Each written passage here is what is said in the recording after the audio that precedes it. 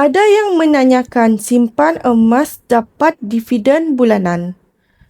Untuk makluman tuan-puan, keuntungan simpanan emas Hani adalah dari harganya yang meningkat dalam jangka masa yang panjang. Selain itu, sifat emas dan keunikannya seperti kalis inflasi dan bentuknya yang cantik. Tuan-puan mesti hati-hati kalau jumpa ejen emas ataupun mana-mana individu yang ada menawarkan ataupun menjanjikan emas dengan pulangan ataupun dividen setiap minggu, bulan ataupun tahun. Jangan tah dilayan, blok saja terus.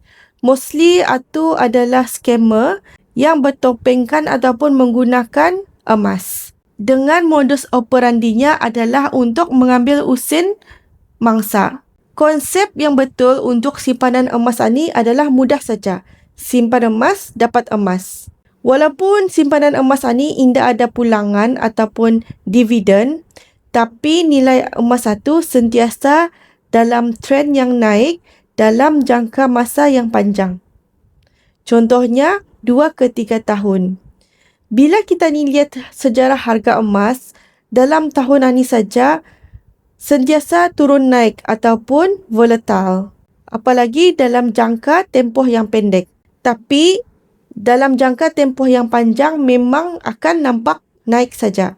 Ganya kalau kita ni indah mampu menabung emas dengan banyak-banyak sekaligus, kita ni masih boleh menabung sikit-sikit.